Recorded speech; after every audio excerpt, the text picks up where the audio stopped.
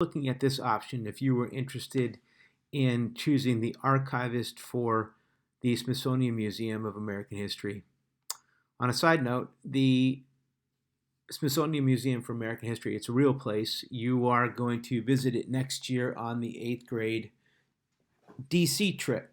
All right, so anyway, we're pretending here you're an archivist. That means people bring documents to you and you put them in a special place so that they are recorded for history and are protected for, through time.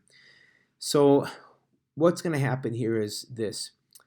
In this option, you are going to create an artifact. That means you are going to turn your journal, your copy of the journal, and make it into an artifact that looks like a document that looks like it's 500 years old. It's like you're pretending it's the real thing. Okay, so that's part of the challenge here, is to make something look like it's 500 years old. So let's talk about a little bit more about that artifact.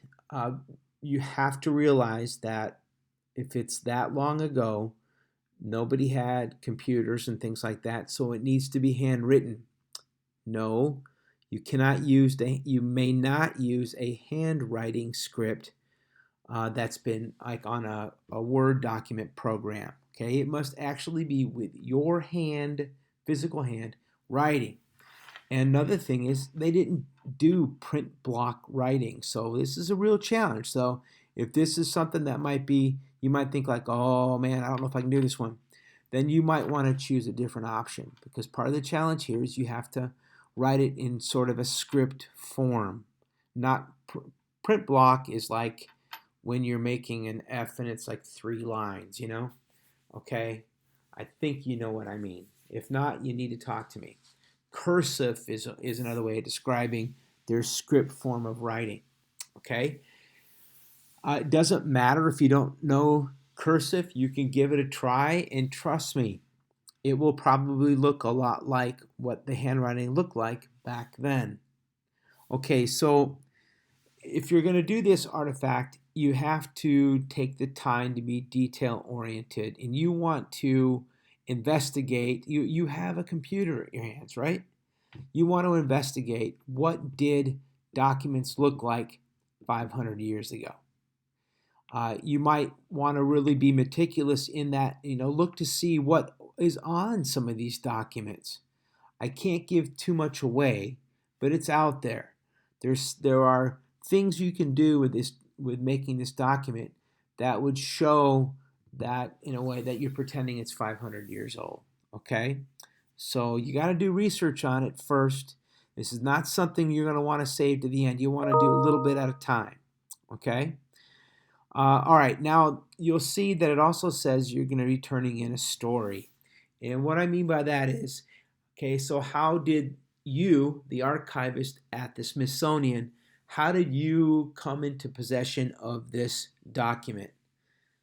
So this happens quite regularly with the Smithsonian Institution, or say the Library of Congress, where people donate these items.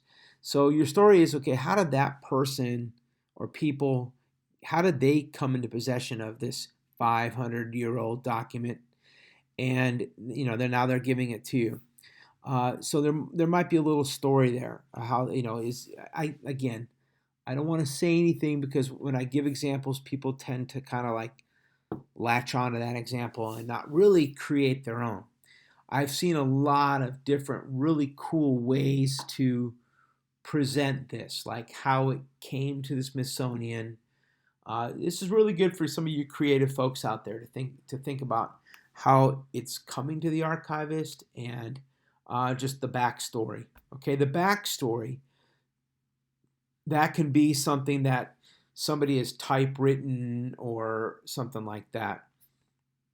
Okay, doesn't have to be 500 years old, clearly. All right. Now, what I do not want to see, this is a big deal. Okay, I'll really know that you paid attention well to these directions.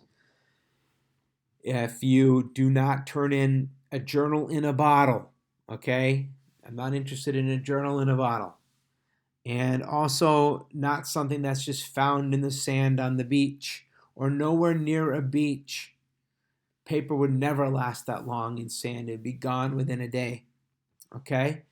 And probably in other areas right along the beach where it can be, the air can be just, it would make it deteriorate really fast. Okay? So there's got to be something you can do that's more creative than that. Okay? So we'll talk about this because I'll meet with any students that are interested in this option probably starting next week, definitely during the 50-minute classes, and just to see how you're doing. Okay? I don't remember, you guys always come up with questions like, well, what do you think? What do you think? I have to limit myself on what I say because I'm really wanting to see how creative you guys can be. Okay? Again, if this is something that is too challenging, you might think, then look at one of the other options. Okay, good luck.